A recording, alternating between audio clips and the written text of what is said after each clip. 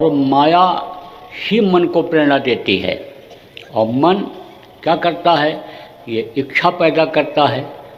जैसे मन ने कहा कि चल करके रबड़ी मिठाई खाएं, तो रबड़ी मिठाई खाने के लिए गए।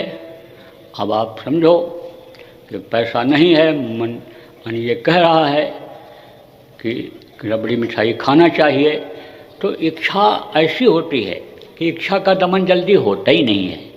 कहते ना, एक दिल लाखों तमन्ना, उस पर फिर इतनी हविश, फिर ठिकाना है कहाँ उसको बिठाने के लिए।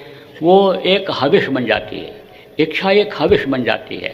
कहा ना, इच्छाएं अनंत हैं, दिल एक है, जगह एक है, लेकिन इच्छाएं अनंत हैं। तो जब उन इच्छाओं को रखोगे तो जगह नहीं रह जाएगी उस मालिक के बैठने के लिए। तो अब आप ये समझो कि इच्छा पैदा कर देता है मन।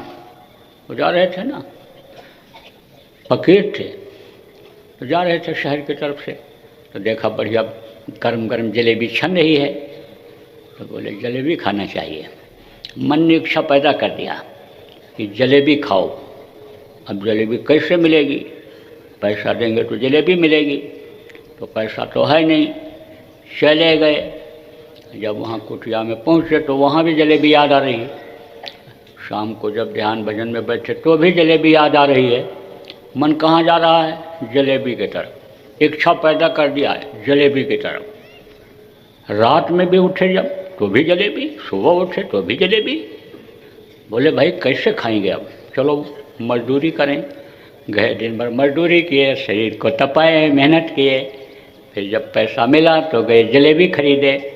जलेबी खरीद करके लाए, बोले चलो अब वहाँ कुटिया पर बैठ करके खूब खाएंगे। अब खूब दबा करके खाए, पेट भर गया। फिर इच्छा तो भरती नहीं है। आप ये समझो पेट भर जाता है आदमी का, लेकिन इच्छा नहीं भरती है। फिर खाए, इतना खाए कि पलटी हो गई।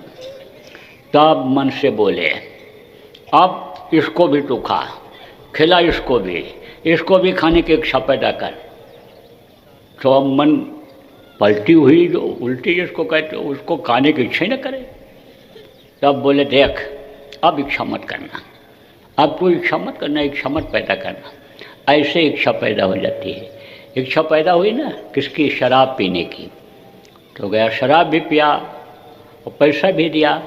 ऐसे ही इच्छा यह मन पैदा कर देता है और शरीर से कराता है पाप। और ये शरीर पिटता है, यानी मन कराता है। और पिटता कौन है, तकलीफ कौन झेलता है, ये शरीर झेलता है। लेकिन अब इस वक्त पर कलयुग में यानी समझो कि ये शरीर भी उसी तरह का आदि हो गया, मन भी उसी तरह का आदि हो गया। तो इस वक्त पर तो यही कारण है कि यानी समझ लो कि इंद्रियों के भोग की तरफ से यानी जीव हट नहीं पा रहा है। तो अब आप ये समझो कि एक विशेषता है, खुसूसियत जिसको कहते हैं, क्या है मन में, कि मन चलता रहता है, रुकता नहीं है। अगर रुक जाए तो जैसे कोई कहीं बैठ जाता है तो उसको उठाने में दिक्कत होती है, और अगर चलता फिरता रहता है, कहीं बैठ भी गया तो उठा लो। लेकिन अगर अड्डा जमा लिया तो कहते हैं अड्डा जमा लेते हैं तो हटते नहीं। ऐसे एक जगह अगर एक जगह जम जाता तो दिक्कत होती। चलते फिरते की यानी समझो कि आदत जो इसकी है, उसी से संतों ने काम ले लिया।